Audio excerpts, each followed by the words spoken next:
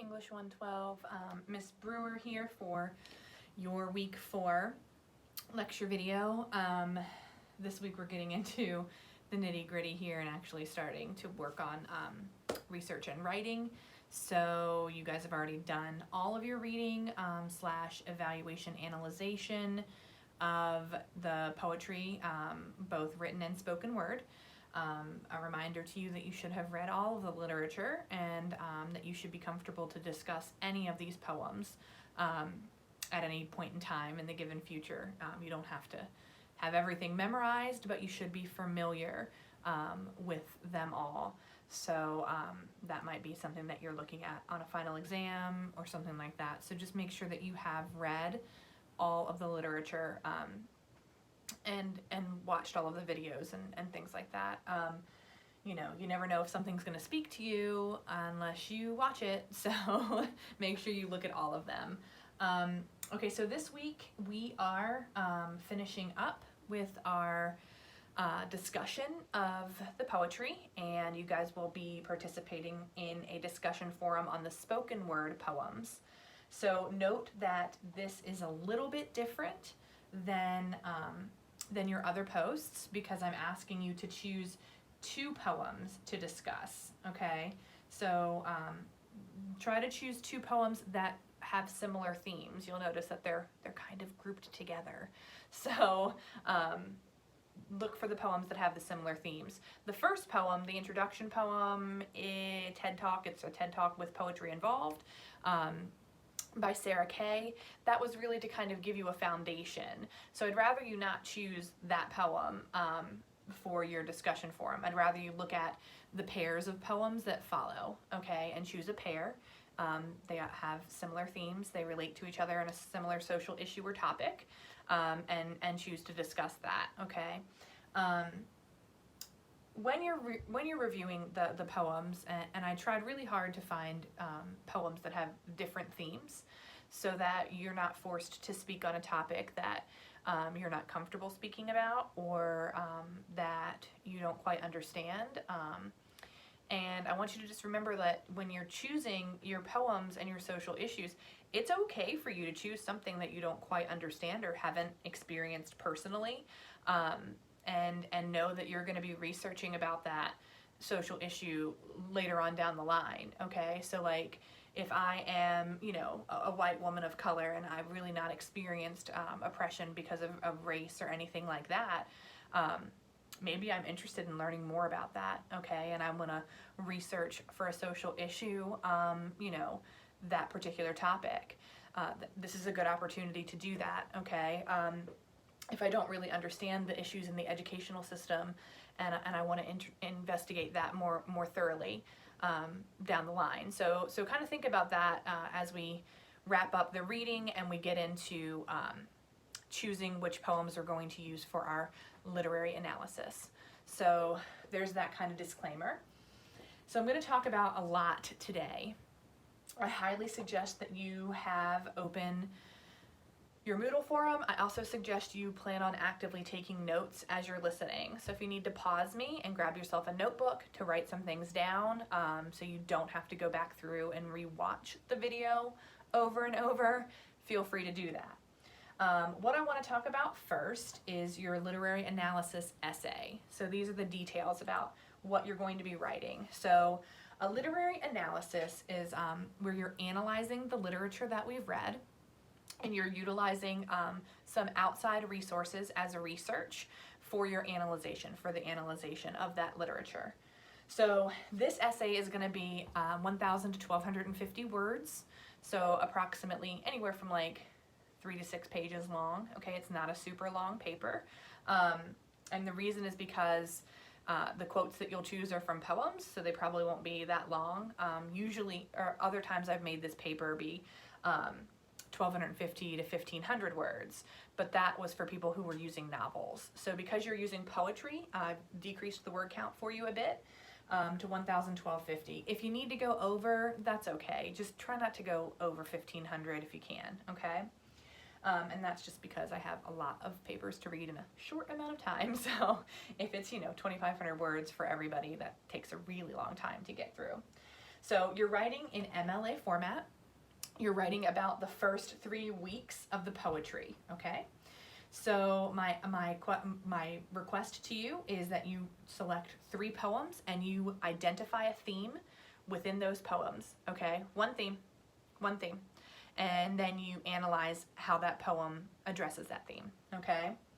The theme should be connected to a social issue, okay? So you can't just choose the innocence of childhood or the loss of innocence of childhood. You need to be able to connect that to a social issue, okay? So be aware of that. You know, you can talk about what takes away innocence, those types of things. Just be aware that you're going to have to make that connection, okay? You have got to include at least 1 poem from the first 2 weeks. So you can do the pair of spoken word poems, okay?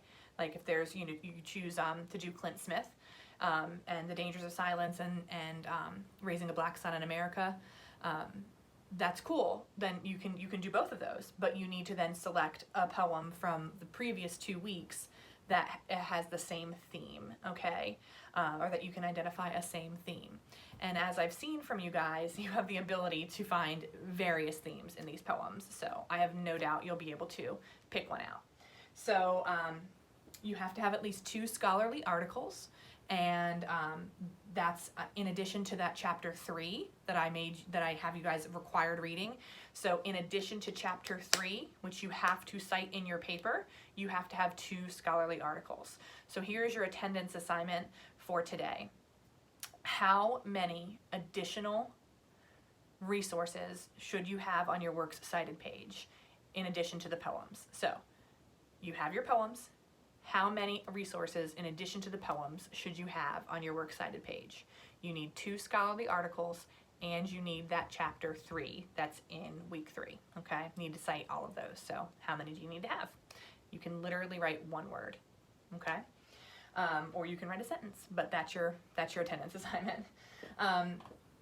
So that's the assignment itself. You are required to cite. You are required to utilize MLA format, and you need to do it right, okay? So the first thing that you're going to do when doing this is you're going to make sure you've read your resources, the 2 scholarly articles and chapter 3. Make sure you know which poems you're going to use and pull that out, okay? And then you're going to work on a thesis statement. A thesis statement is 1 to 2 sentences. That is what you're going to prove in the paper without using personal pronouns like I will prove in this paper, okay? So I could write a thesis statement that was something to the effect of the theme of racial disparity for Black men in America is brought up in Clint Smith's poem, How to Raise a Black Son in America, Langston Hughes' poem, I Look at the World, and Countee Cullen's poem, Tableau. That's it, okay? And then what I'm gonna do is I'm gonna take that and I'm going to prove it, okay? So that's my thesis. Then in addition to your thesis, you need an outline, okay? I give you a template. Please use it. Feel free to use it. Feel free to download the template and change where it says template and so on and so forth and enter your information. It's MLA formatted for you, okay? So for the MLA formatted thesis and outline template, you will write your thesis statement at the top, and then you will have your Roman numerals. And the first Roman numeral is the first major point you're going to talk about. So because you are proving that each piece of literature is identifying this theme, you could maybe have 3 Roman numerals, and they be for each poem, okay? Within those Roman numerals, you're going to have a letter A and a letter B, and that is how you're going to prove it. So you're going to prove it through lines from the poem, and you're going to prove it through the research from the scholarly articles that you've read, okay? And you're going to pull those details out and then explain the connection. And so you should have at least 3 of your Roman numerals, okay? Roman numeral 1, 2, and 3. You do not need a Roman numeral for introduction. You do not need a Roman numeral for conclusion. Your Roman numerals are your main points, okay?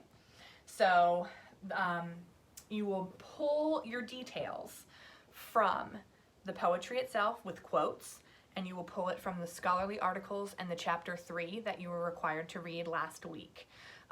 It is imperative that before you start working on a thesis, working on an outline, working on anything, that you have done the legwork. Make sure that you have printed out the articles, or you've read the articles and made notes, and you have all of this stuff in front of you as you work on creating a thesis statement and you work on creating an outline. It's imperative that you do the work ahead of time or you're going to feel lost, okay? So you've read the poems, go back to the 3 poems that you selected, pull out lines that prove that theme that you're going to analyze, and then go back into your articles, okay? And I provided articles for most of the authors in the first 2 weeks. Some of them I didn't locate an article, but you're welcome to look on your own, or you're welcome to just use the articles that are later on.